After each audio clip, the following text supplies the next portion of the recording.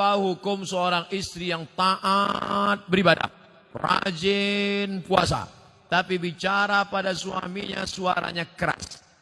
Memang setelannya begitu. Memang kareh suaranya. Coba periksakan, mungkin jonyo paka.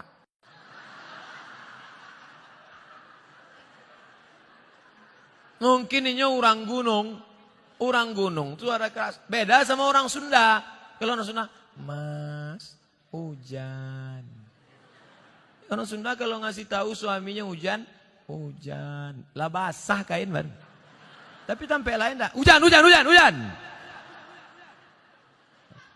Nah, jadi jangan serta-merta kalau kareh melawan. Ternyata dia tidak peka, ternyata dia bukan orang gunung, tapi dia melawan. Maka mengatasi istri melawan ada 5 langkah. Yang pertama, fa'izuhun, kasih nasihat. Adinda, come here, sikos mantap. Janganlah kareh-kareh bersuara. Sakit hati denai. Memang itu setelannya. Fa'izuhun, kasih nasihat tak sempat. Tak mempan kasih nasihat. Wahjuruhunna fil madaji. Kalau tidak berubah, apa boleh buat? Wahjuruhunna fil madaji, pisah tempat tidur. Karena kamu tak juga berubah, kita pisah tempat tidur sebulan. Memang itulah dan ditunggu-tunggu. Nasihat, tidak nyodanga. Ancaman pisah tempat tidur, malah dia berkata itu yang kutunggu. Nan ketiga, wadribuhun. Ada jenis perempuan dipukul baru dia berubah. Wadribuhun. Karena tak juga berubah, begitu mau ditempeleng, dipotonya. Di-uploadnya ke Instagram. Teganya. Tak bisa. Pukul sekarang tak bisa. KDRT, kekerasan dalam rumah tangga. Tak juga bisa. Yang kelima, maka jatuh. Ada satu surat dalam Quran namanya tolak. Mediasi dulu, bukan langsung. Jadi bukan mentang-mentang kasar. Ini banyak laki-laki sikit-sikit. Talak 100. Enak aja. Ingat, laki-laki yang pemarah langsung lewat talak 100, talak 1000, jatuhnya 3. Kalau sudah jatuh talak 3, tidak bisa menikah sebelum istri itu menikah lagi dengan laki-laki lain. Dan jangan lupa, orang yang sudah menjatuhkan talak 3, tidak ada yang lebih cantik daripada jelo. Apa itu jelo? Jandolamu. Waspadalah. Maka hati-hati. Langkah yang keempat, fab'atsu hakaman min ahlihi wa hakaman min ahliha. Panggil keluarga laki-laki, panggil keluarga perempuan, nenek mama, panggil semua, panggil pula wali, duduk. Ini harus mediasi. Apa judul tema mediasinya? Mau dibawa kemana hubungan ini? Tak juga mempan, barulah yang kelima, itu langkah sudah mentok tak ada lagi, puncak barulah tolak. Karena kau tak juga berubah, kau melawan, kau emosi, akhirnya jatuh talak 1 pun masih bisa rujuk 3 bulan. Gimana? Sudah jatuh? Alah, macam itu 10 aku dapat. Bulan 1, gimana? Bulan kedua, 5 pun dapat. Mulai turun harga. Bulan terakhir, aku mau rujuk, masih bisa rujuk. Kalau sampai 3 bulan tidak rujuk, habis, putus. Setelah bulan keempat baru mau rujuk, bisa lagi rujuk, tapi pakai akad baru. Mempelai laki-laki, mempelai perempuan, ada mahar, ada ijab, ada qabul, ada wali, ada saksi 2 orang. Aku nikahkan engkau dengan anakku dengan mahar sebentuk cincin emas tunai sah. Itulah namanya pengantin baru stok lamo. Apa hukum bagi anak yang memarahi ibunya karena melarang agar melawan? Apa hukumnya bagi anak yang memarahi ibunya karena melarang ibunya agar jangan melawan bapaknya?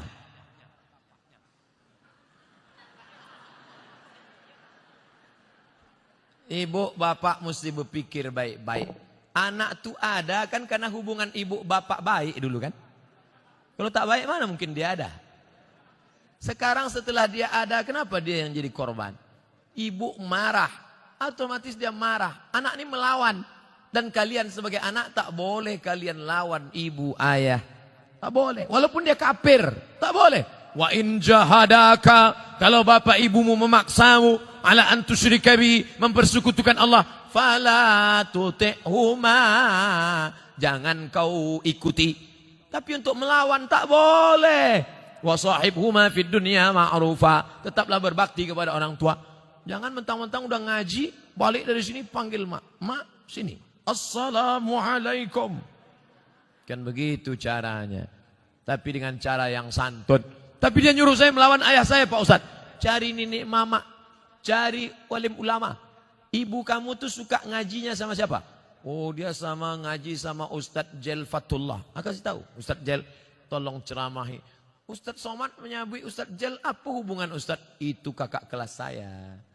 Kakak kelas saya. Banyak orang yang tersentuh hati mendengar ceramah Ustadz Jel. Oh, dengan Ustadz Jel dia tak mau. Sama siapa? Dia maunya dengan Dr. Eka Putra Wirman. Itu kakak kelas saya juga dulu di Maroko. Dengan Ustadz Eka. Dengan doktor, Pak Rektor Win. Oh, maunya dengan Ustadz Fulan. Dia dengan Ustadz tak mau. Maunya dengan nenek mama. Dengan tokoh adat. Dengan tokoh masyarakat. Pokoknya cakap siapa yang dia dengar. Nah, insya Allah. Begitu. Bukan kita yang melawan.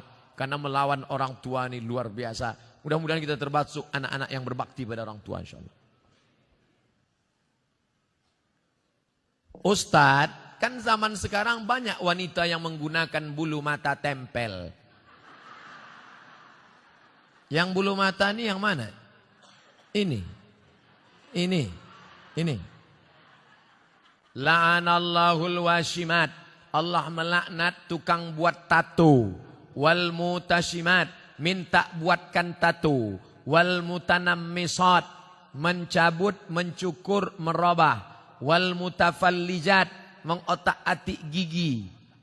Kalau giginya memang tak layak, boleh. Ada, kalau senyum dia 3 hari kita tak bisa tidur.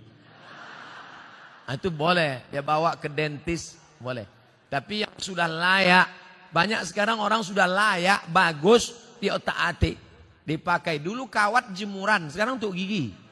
Pakai warna-warni lagi. Senin hijau, Rabu ungu, Kamis pink. Kalau jumpa, ngotak-atik tak boleh. Plastik semua. Sampai, ini pun plastik. Lentik plastik. Ada orang bakar sampah, layu. Tak usah. Kau cantik bukan karena plastik itu, tapi kau cantik karena kecantikan dari dalam. Bahasa awaknya apa? Inner beauty. Karena cahaya tahajudmu. Karena munajatmu kepada Allah subhanahu wa ta'ala. Menyambung rambut Pak Ustadz. Allah melaknat yang menyambung rambut. Tapi saya kena penyakit Pak Ustadz, gugur semua, gundul. Kan saya tak nampak. Suami saya melihat Pak Ustadz, kasih tahu dia, bang, ini takdir dari Allah. Walaupun aku gundul, kau terimalah apa adanya. Aku tak pernah request.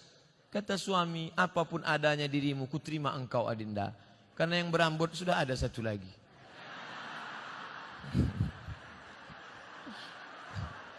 Nggak bergurau jangan berang.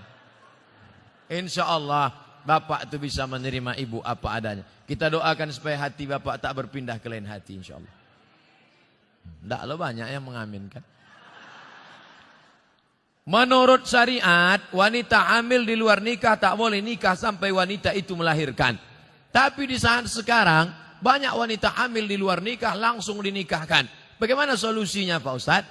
Baca kitab Al-Fiqhul Islami wa Adillatuh Syekh Wahbah Zuhaili. Nama kitabnya Al-Fiqhul Islami wa Adillatuh.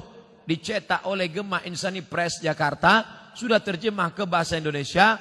Panjangnya 1 meter. Harganya 1.800.000. Di sana disebutkan perempuan kalau hamil menikah, nikahnya sah.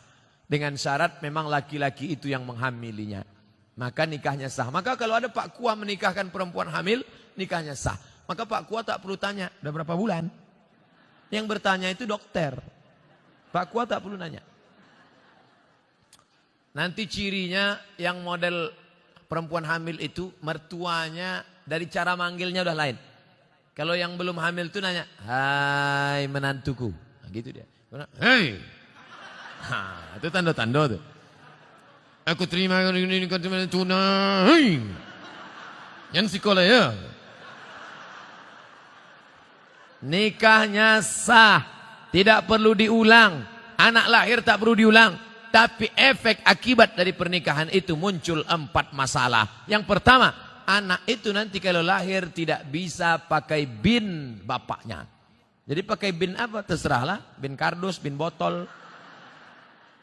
2, kalau anak pertama lahir laki-laki, lahir anak nan kedua padusi, perempuan, nanti anak nan pertama iko indak bisa mawalikan nikah adiaknya. De apo de inyo sudah saudara sama ndak bisa jadi wali. 3, kalau si bapak mati, si anak ndak dapat harta warisan, de ndak ada hubungan nasab. Nang keempat, kalau si anak nan pertama anak gadis cantik jelita dipinang oleh laki-laki, si bapak tak bisa menjadi wali karena tak ada hubungan nasab. Walinya siapa? Walinya wali hakim Pak Kua. Apa salah saya Pak Ustadz? Ini anak saya. Rambutnya, darahnya, DNA sudah periksa di Singapura. Ini anak saya. DNA enggak laku Mas Bro. Salah saya apa? Kamu mencoblos sebelum hari H.